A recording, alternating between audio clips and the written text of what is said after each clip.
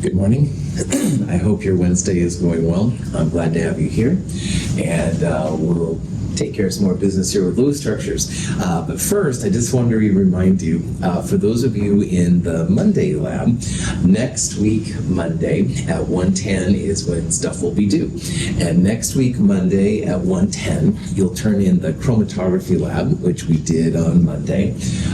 You'll also bring problem set number 1. And I'd like you to look over the problems, kind of have those ready to rock and roll. But we will discuss them during class, so you won't turn it in right away.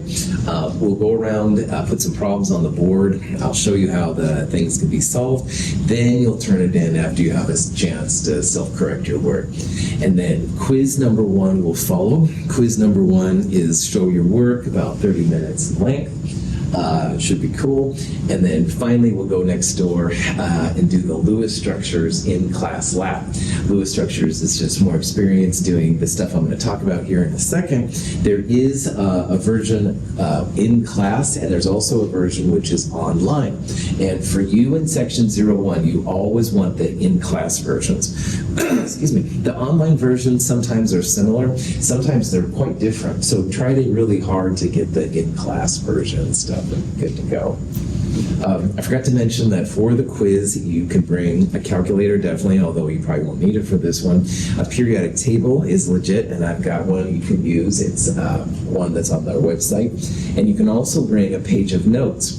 Notes have to be handwritten. 8.5 by 11 or smaller is great.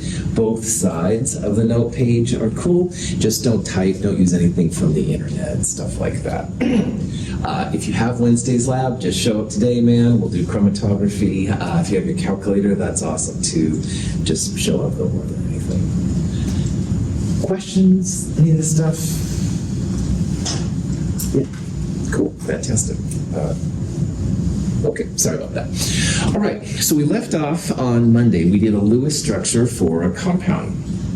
And this is the first part of drawing a Lewis structure. Lewis structure is going to be a big part of this first part of Chem 222. Lewis structures allow chemists to tell where the electrons are in a molecule. And knowing that, then you can start making predictions on how they react and stuff like that. On Monday, we looked at a neutral compound. Today, we're going to look at an ion, all right? An ion is something with either a positive or negative charge. This is an anion. It has a negative charge on it, and it's the sulfite ion. And the sulfite ion is kind of important. I'm not by any means saying anybody should drink alcohol, but if you do drink wines, all right, sometimes wines will have sulfites in them. Sulfites can cause allergic reactions, stuff like that. So we're going to actually look at the structure for a sulfite. You'll see it on the back and stuff of different things, but just say no, kids, and all that kind of jazz, right? Anyway, neither here nor there. So you have to have a structure, a formula for the compound or ion. Sulfite is SO3 minus 2. It's one of the polyatomic ions that we looked at in Chem 221. When you're drawing a Lewis structure, you need to find the central atom. It's usually the first atom listed. It's always the atom which is less into electrons than the other. We'll talk about that later. And it's never hydrogen. So for all of these reasons, sulfur is definitely going to be our central atom. It's listed first and stuff like that, which is cool. Now, next thing we need to know how many electrons we have to deal with in the structure. And this incorporates what's called a valence electron. And we talked about on Monday how the group numbers for these different atoms up there will help us to find the number of valence electrons. Now, sulfur, number 16 right there, is in group 6A. And that 6 is the valence electrons for sulfur. All right? So sulfur has 6 valence electrons. Notice that sulfur has a total of 16 electrons in its neutral state. 16, the total electrons, minus 6 electrons, the valence. Those other 10 electrons are called core electrons. And they just kind of sit there more or less when this reaction happens.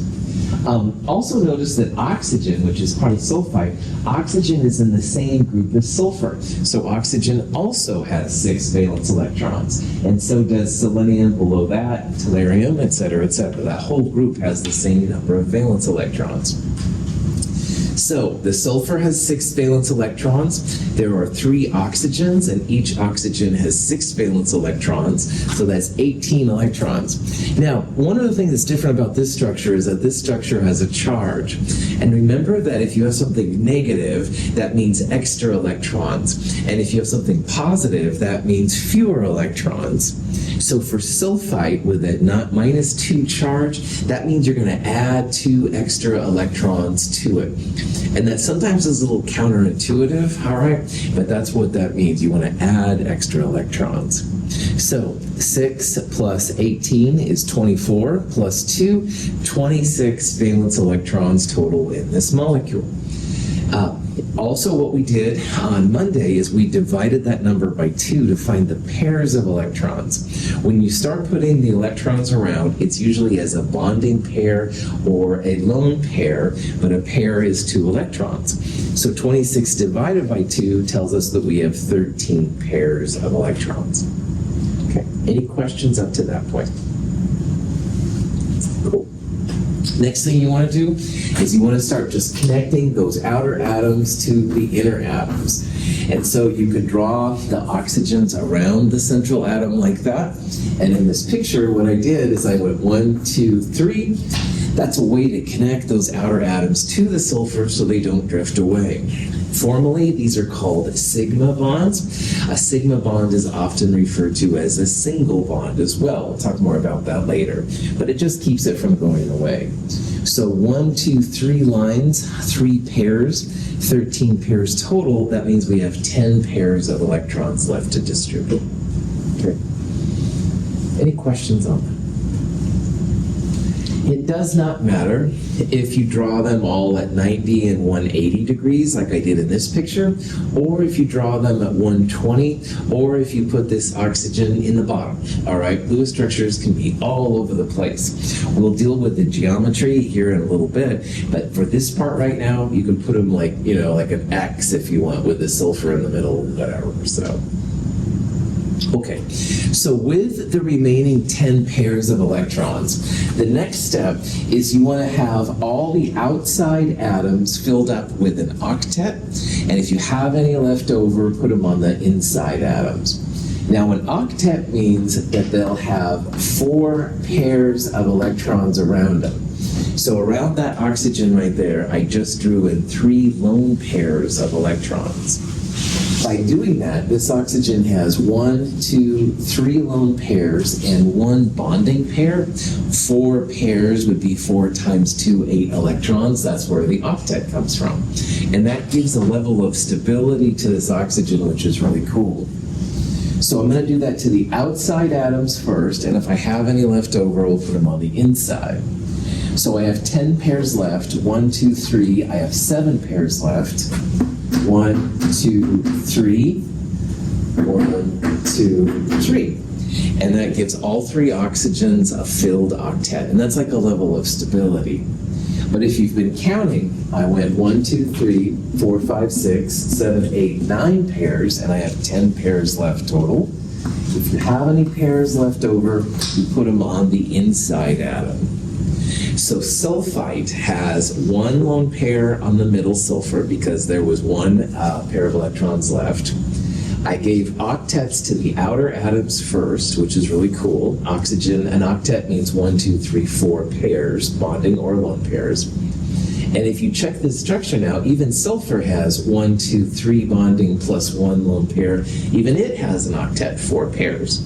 So everybody's happy here. Sometimes with the ions, you'll see like a bracket around it or something like that. It's not super required, but if you do see it, that is fine.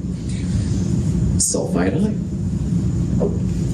And like I said, sulfites are in wines. They can be kind of bad for people, but this is the structure for it. So you can then see as a chemist what it looks like and where the electrons are, stuff like that. Any questions on that? All right. Carbon dioxide, man, Molecule of the day, that's for sure. Carbon dioxide, we exhale it. It's a natural thing. However, of course, in excessive amounts, it causes greenhouse gases, all that kind of jazz. Now, I'm going to start going through the Lewis structures a little bit faster here, so if you have questions, let me know. Central atom, usually the first atom listed, never hydrogen. Carbon is definitely going to be the central atom. Valence electrons. Carbon is in group 4, so it has 4 valence electrons. Oxygen, as we saw, is group 6, and there's 2 of them. So 4 plus 6 times 2 would be 4 plus 12. Looks like there's going to be 16 valence electrons.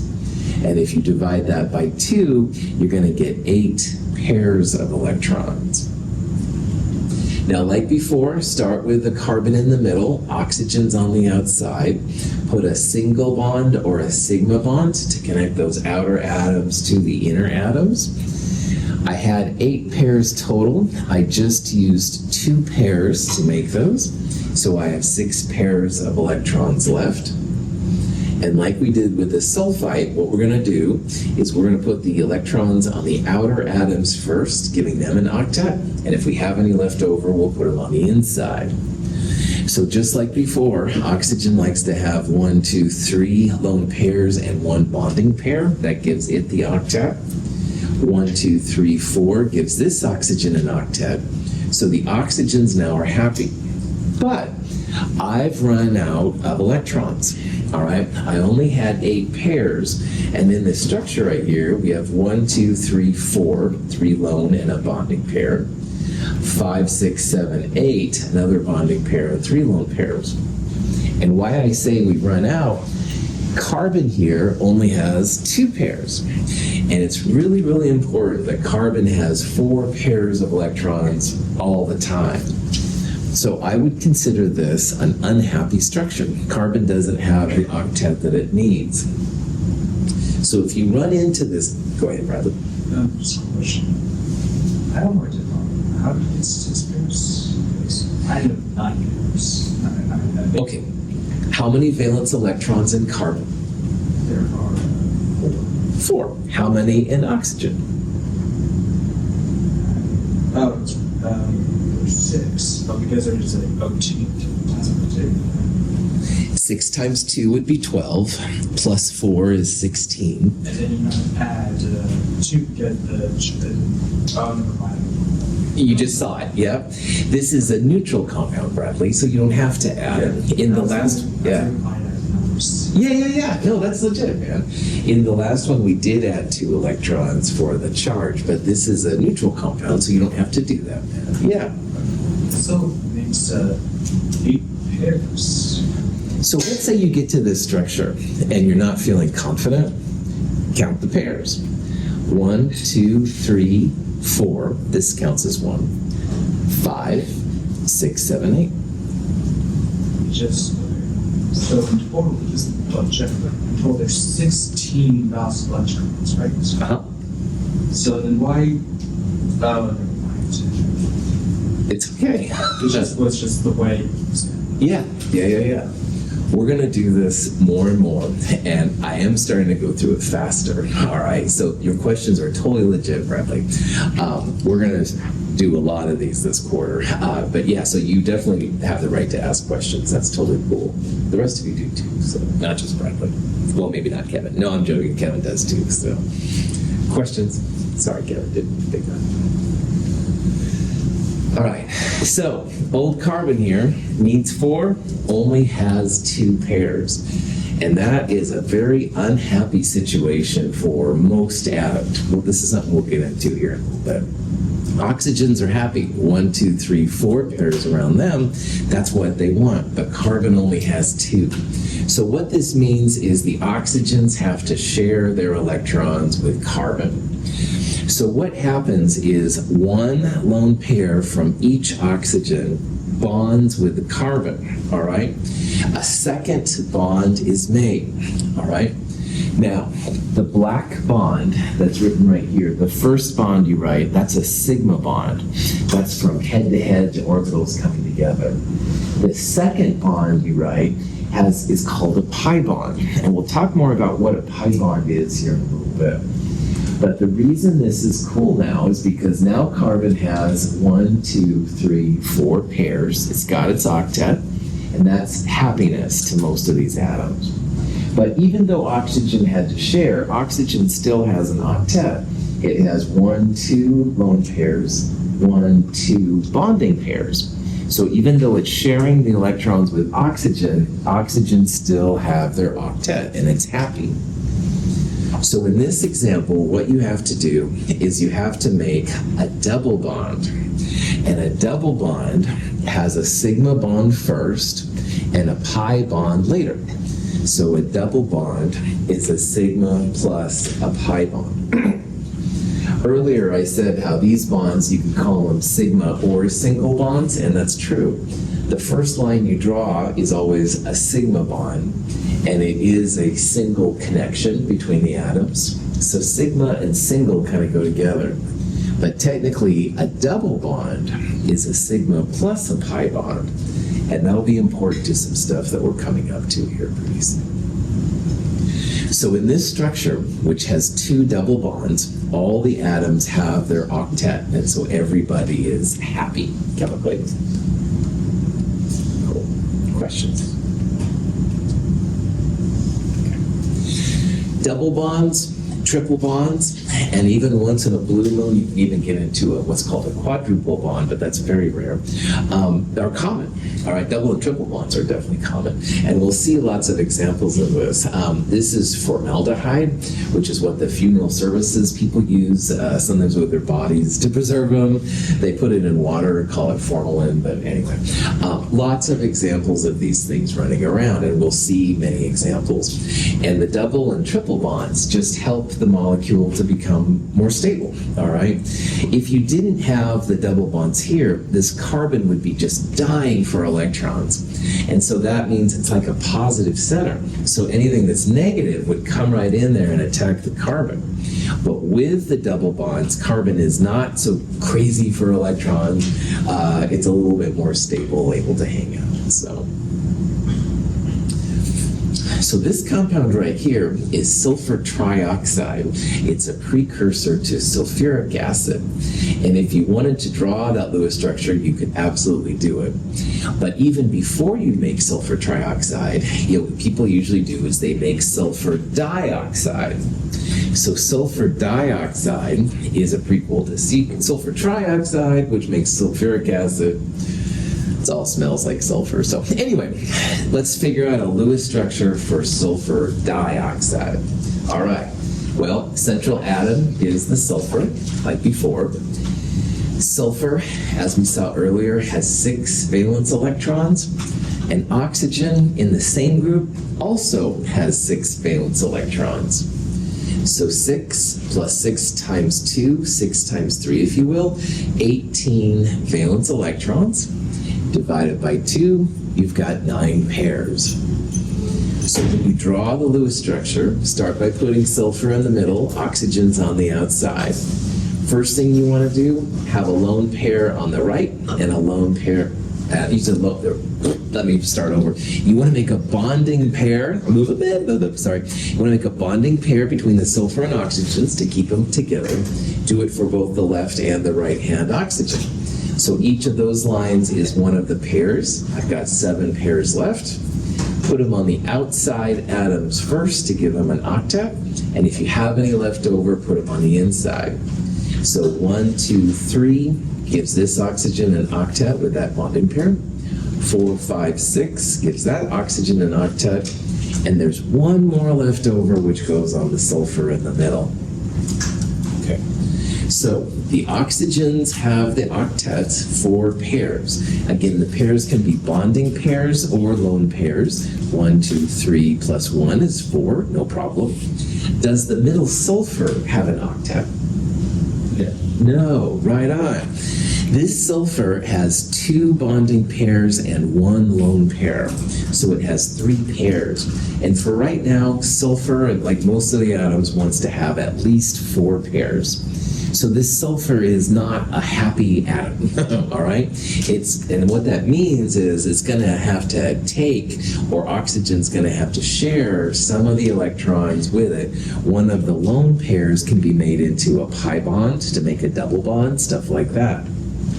But the thing about this example is that you could take a lone pair from the right-hand oxygen or the left-hand oxygen, all right? You can take this lone pair and make a double bond right there, or you could take one of these lone pairs and make a double bond on that side. So in this example, there's no reason why you couldn't take one from the left or the right. There's no reason energy-wise that there'd be a preference for one or the other because they're both oxygens going to sulfur. So this leads into a really interesting phenomenon when it comes to multiple bonds called resonance.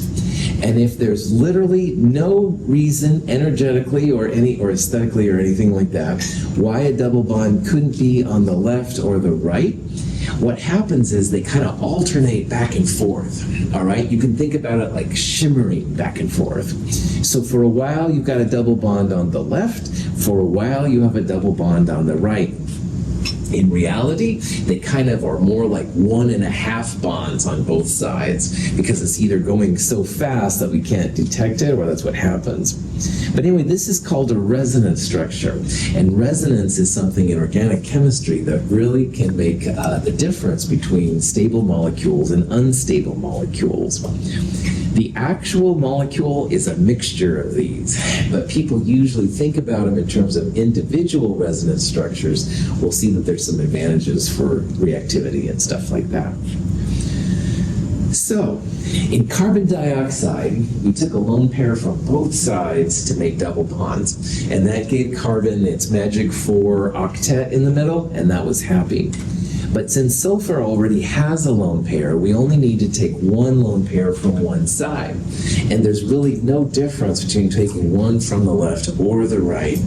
So this creates an idea called resonance. In resonance, you draw some kind of double-sided arrow, and it shows both the 2 or more resonance structures that are possible. And this helps the chemist to know that probably you have a mixture. It's not a double or a single, it's like 1.5 bonds. But if you can see it like this, then it makes things a little bit better. Questions? Yeah. So you would draw both of them if you were like asked to make the structure? That's right. There's no way that people have found any way to draw like a 1.5 bond, all right? Sometimes you'll see like ... but that's not seen as very cool, so yeah. So draw all the resonance structures if they're asked for. Good question. Okay. So here's a question you might run into, and it says, which of the following Lewis resonance structures is not correct for dinitrogen monoxide, N2O, all right?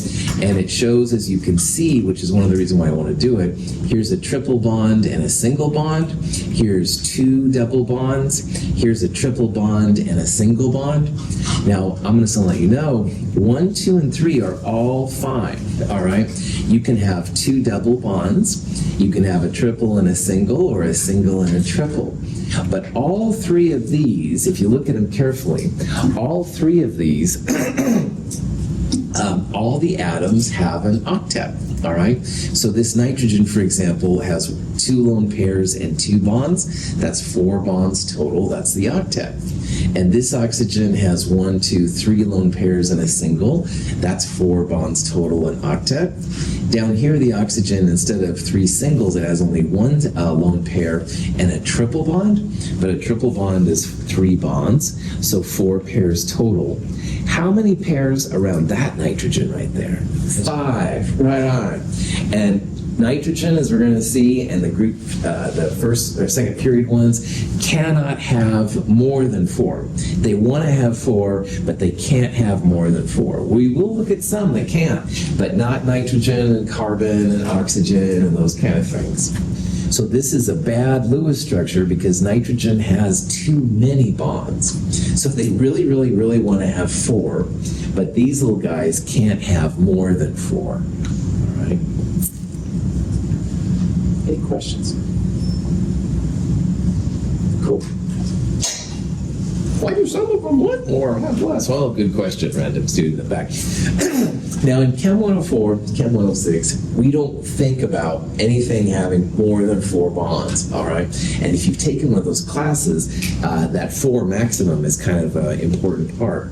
But here in the big kids class of Chem 222, we're going to look at some molecules which can go under the octet, and we can also look at some molecules that go over the octet. So ones that go under will be something like this one, boron trifluoride. Excuse me. It has 1, 2, 3 bonding pairs and no lone pairs. It's happy, all right? So boron is an example of one that can go under. We've already seen that hydrogen is happy with just 1 pair on it, but there's actually several of them that will go under an octet. We're also going to look, though, at ones like this one right here, which actually have more than an octet. Now, this is called a molecular diagram. It doesn't show any lone pairs, but in the middle here, this is sulfur. It has 1, 2, 3, 4 fluorines, and there's an invisible lone pair right here. Sulfur tetrafluoride is a structure we'll come back to. But the sulfur with 4 atoms and a lone pair has 5 pairs around it. So some atoms can have more than an octet, some atoms can have less than an octet. By default, if you have to guess, go for the octet. All right, except for hydrogen, which is always 1. But we're going to see some examples now of some ones that go beyond it. So let's look at boron trifluoride. All right, BF3 is actually a pretty stable, interesting compound. Central atom, it's going to be boron. All right. Now, we haven't seen any examples of boron, but boron, as everything, is on the periodic table. It's number 5. It's in group 3A, so how many valence electrons does boron have? 3. Nice job. That's right. So 3 valence electrons for boron. How many valence electrons for fluorine? 7. Well done. People are tuning in, loving it. Tri means 3. 3 times 7, 21 plus 3, 24 valence electrons. Divide 24 by 2, 12 pairs of electrons. So when you do this Lewis dot structure, boron goes in the middle, fluorine's on the outside, connect the outer to the inner, so that's 1, 2, and 3. Cool. I've got 9 pairs left because we had 12 pairs. Give the fluorines an octet, definitely. And at this point, you run out. So it might be tempting to make a double bond with fluorine, but honestly, boron, beryllium, and aluminum are cool having less than an octet. People argue they have different sets of protons and stuff like that. Honestly, I don't know. But for you as a student, it's important to realize that boron, beryllium, and aluminum can have less than an octet. Now, we will see examples of boron and aluminum that does have an octet. So it's not that they can't have an octet. It's just important to know that they can have less than an octet if they meet. Boron and aluminum will usually be happy with 3 pairs, like this one. Beryllium sometimes is happy with just 2.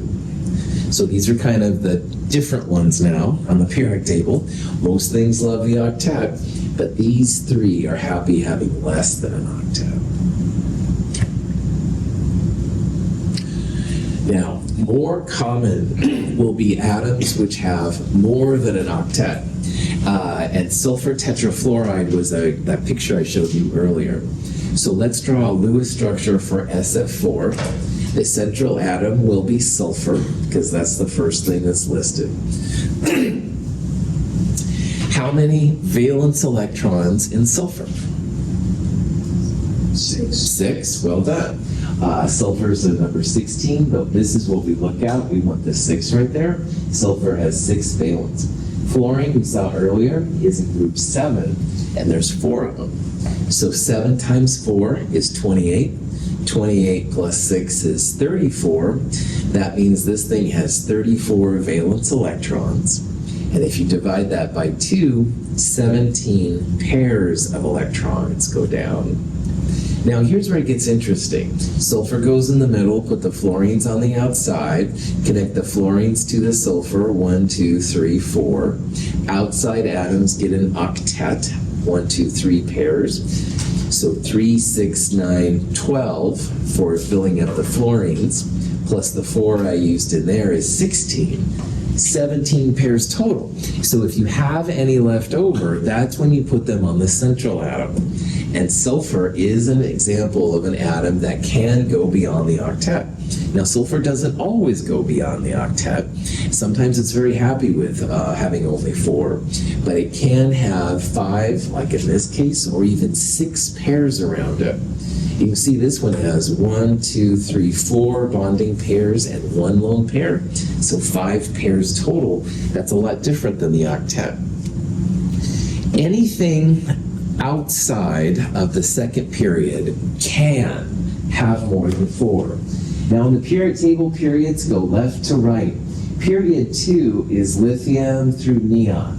And this group will never have more than an octet, all right? So that group is going to have, most of the time, 4. We saw boron and beryllium sometimes can have 3 or 2, but it's not going to have more than 4, all right? But anything in the third period, sodium to argon and lower, can have more than 4. And it all just depends on the electrons in your molecule, all right? Like here we had literally an extra pair, gotta put it on the central atom, all right? So it kind of depends on the structure when it's gonna happen. So you can have SF4 with a lone pair right there, because sulfur is third period. Third period and lower can do it. But right above sulfur is oxygen. You couldn't have OF4, because the oxygen would end up with a lone pair. Oxygen can't have more than an octet. Questions? Yeah. So the first group of rows 1 and 2 cannot have more than 4. That's right. That's right. And everybody, let's say anything below 2, let's say 3, 4, 5, all those can have more than 4. That's right. That's right. Yep, that's right. Good. Sometimes you've heard maybe that in organic chemistry, if you can count to 4, you're good to go. All right.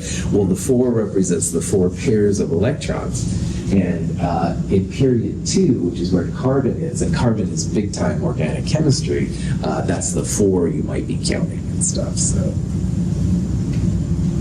okay. Now, so far we've had even number of valence electrons, so we ended up with an even number of pairs. But you can have odd number of valence electrons too, and I want to show you an example of how this works. At the end of Chem 221, we looked at some paramagnetic atoms, and paramagnetic atoms had an up electron with no down electron when we did like 1s2, 2s2, stuff like that. Diamagnetic mean that every up electron had a down electron. And most of the things around us are diamagnetic, but there are some paramagnetic things too. So now what we're doing is we're looking at a molecule which has an odd electron. It's not going to be in a paired, like a lone pair or a bonding pair. It's literally going to be by itself. So nitrogen dioxide is a classic example. And you start with all the same things you've done before. So the central atom in NO2 would be nitrogen. It's listed first. Valence electrons. Nitrogen is group 5, so it has 5 valence electrons. Oxygen is 6, 6 times 2, 12. So 5 plus 12, 17 valence electrons. Now, 17 valence electrons, if you divide it by 2, of course, you're going to get 8.5 or 8.5. So what I do when I want to find the number of pairs is I write it 8 pairs plus 1. And that just helps me remember that we've got this odd freaking electron we have to do something with. And this electron has to have its own space. So like back up here in this SO3 example I drew earlier, the electron couldn't go with a lone pair. All right, it needs its own place on the atom. So that's why I draw the plus 1 separately, just to remind myself of what's going on. Now, NO2, when you draw it out, nitrogen in the middle, oxygen's on the outside. You can draw the oxygens directly apart from each other, up and down, it doesn't matter. I'll show why in a little bit why I drew this one this way. But anyway, you start with a single bond on both sides. Here, let me do it. start with a single bond to the oxygens on both sides. Each of those is a pair, so I have 6 pairs left, plus 1. Outside atoms get their octet. I just used up all 6 pairs of electrons, but old nitrogen now is going to get the plus 1.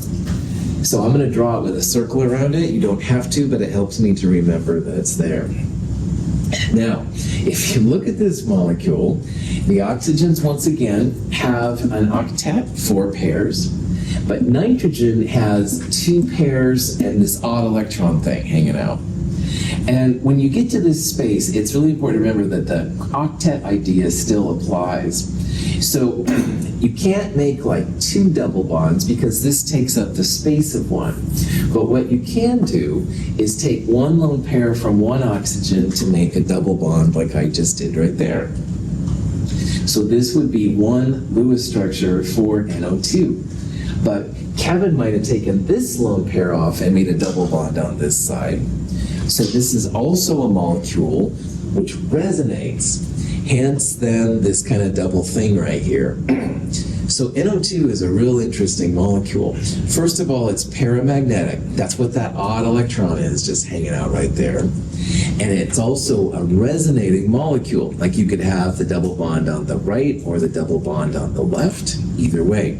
But man, does this odd electron do some wild chemistry. All right, they feel that people age because of these paramagnetic compounds that get in our bodies and start breaking things down. I don't know, but anyway, the chemistry of a paramagnetic system is quite different. So just realize that if you have to do a paramagnetic compound, that odd electron goes all by itself. You can't have more than 4 things around nitrogen and oxygen and stuff like that. So you give it its own space. This one resonates on top of it. Kind of wild.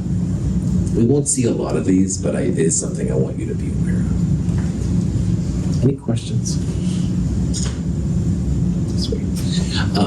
Paramagnetic compounds, like I said, are ones that are really into magnets, and that's what makes the chemistry of these so unique.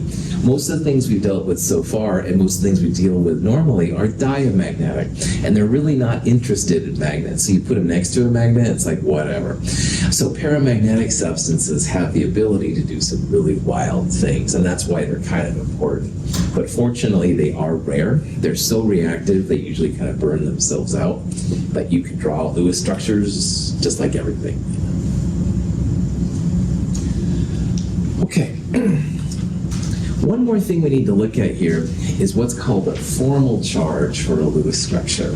And sometimes if you have a couple different resonance structures that are possible, formal charges will help you to figure out what the best, i.e. most stable structure is. And we'll go back to carbon dioxide here in a little bit and talk about it.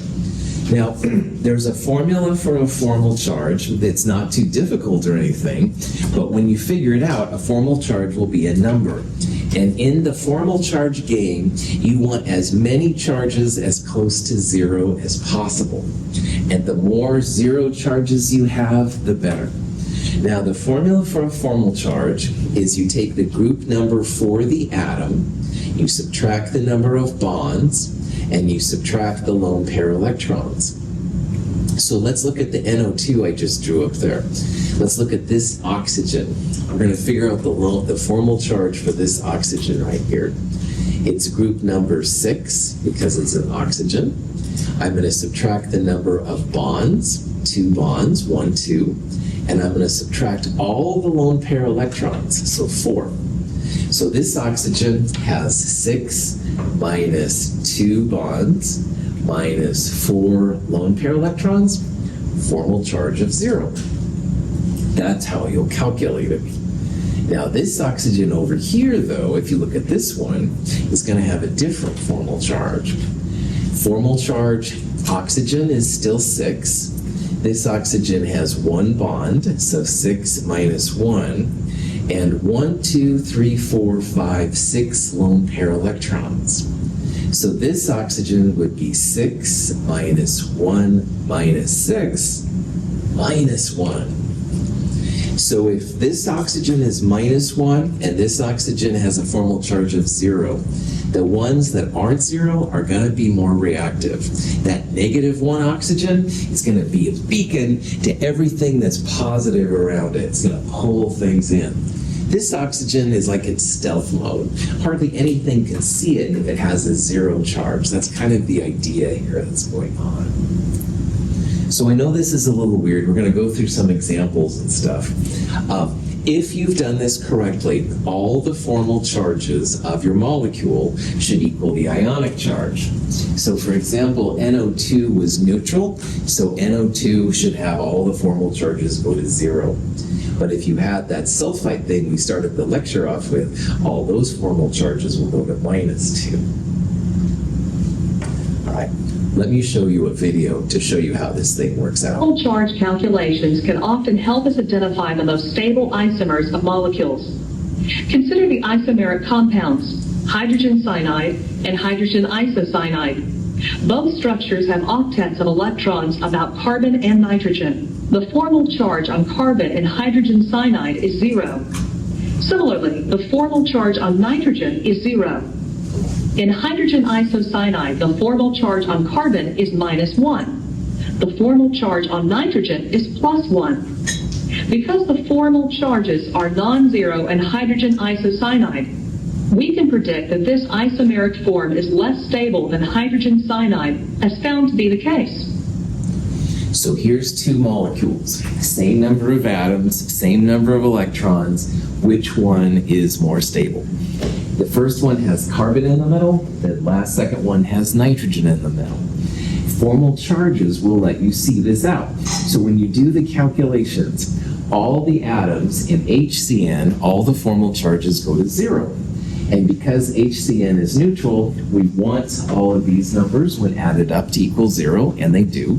So this is a good resonance structure, and having all zeros makes it in stealth mode. On the other hand, this one, the isocyanide, when you do the formal charges, nitrogen ends up with a +1, carbon ends up with a -1. Now, if you add 0, +1, -1 together, it goes to 0. So this is a legit resonance form, and this compound can be made. But man, because these two here aren't 0, that's going to indicate that this is a lot more reactive. And I used to have a friend that worked on these kind of compounds, and he always hated working with isocyanides because you had to keep them super cold. They react with almost anything. You had to keep them under super inert atmospheres because they love oxygen and things like that. This stuff you can actually have around. It's pretty stable. It's poisonous. That's a whole other thing for our bodies. But in terms of just raw stability of the molecules, this one is much more stable than this one. And using formal charges then, you can see it. More zeros, more stable. More non-zeros, less stable. All right. So earlier, I showed you carbon dioxide with the 2 double bonds, all right? And if you figure out the formal charges for all of these, here's this carbon. Now, you can either do half of the bonding pairs or half the bond, or just the bonds. Either way is fine. 4 is the group number.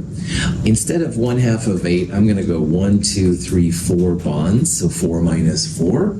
And there are no lone pairs. Formal charge of that carbon is 0. And oxygen here, group number 6, it has 2 bonds, or 4 bonding electrons, if you want to go there, and half of that. I would go 6 minus 2, and 1, 2, 3, 4 electrons. Formal charge also goes to 0. So when you look at this carbon dioxide resonance form, all of your formal charges are 0, the stealth mode. Stable structure. This is by far the more common version of CO2 that's out there, all right?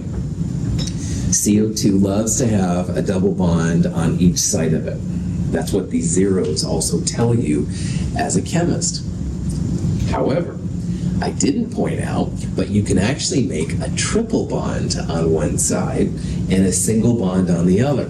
So instead of having 1 lone pair from each side making 2 double bonds, you can have 2 lone pairs off 1 oxygen make a triple bond.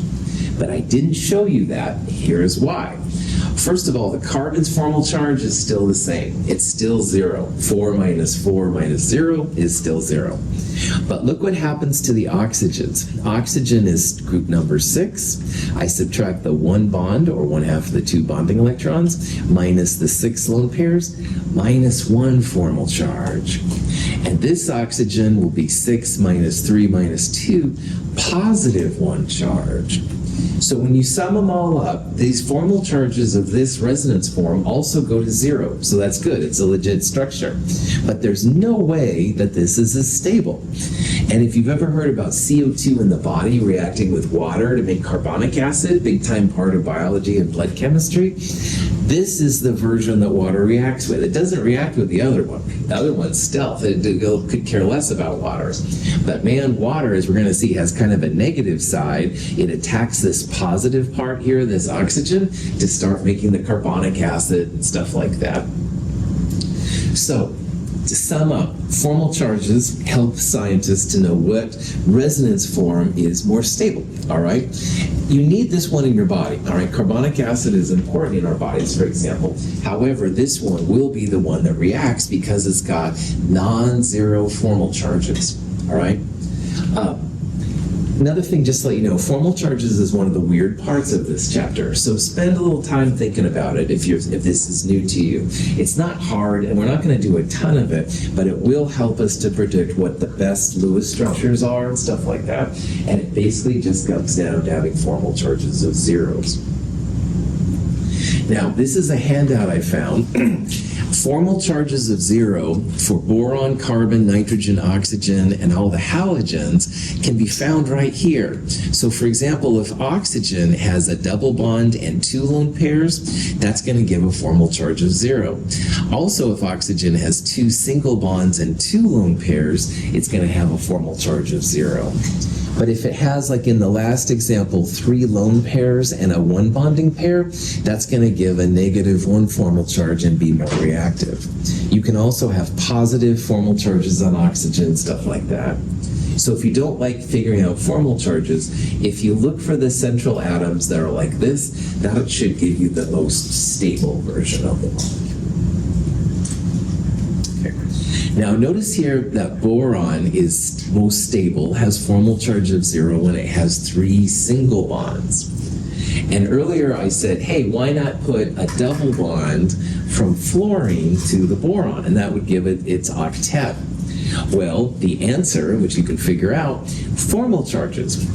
Fluorine hates making double bonds. And I know of no stable structure where fluorine has a double bond. So if there's ever a question, like, should fluorine have a double bond or not? Boy, say no. All right, at least unless you're in graduate school or something like that, because I don't know of any examples where fluorine makes double bonds, because that'll make fluorine positive, and we're going to see that fluorine is the atom that wants electrons more than anything else. So it will fight for those electrons. This structure, as far as I know, does not exist. Also, boron's more of a metalloid. It's kind of into metals, which means it's more into being positive. Having a negative boron would be difficult for boron. Question? Okay. If you need to figure out formal charges, there are several ways to do it. But what I would do, central atom, carbon for example, group number 4, subtract the number of bonds. So 1, 2 for the double, 3, 4 with the 2 singles, 4 minus 4, no lone pairs, formal charge of this carbon is going to be 0. This oxygen, group number 6, it has 1 bond, 6 minus 1, subtract all the lone pair electrons, 6 minus 1 minus 6, it's going to be have a negative 1, and this oxygen goes to 0. So if you practice with these, you'll knock them down. It's a little strange at first, I won't lie, but you can totally do it.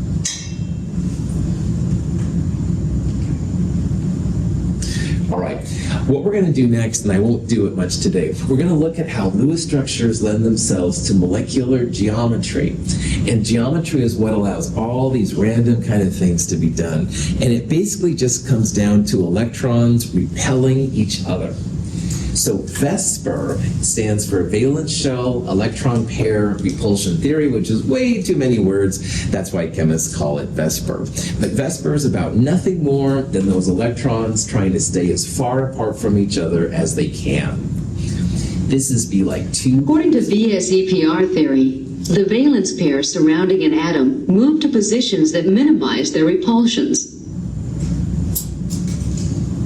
So if you have two pairs, they're going to try and be as far apart from each other. Three pairs will take on a trigonoplanar thing.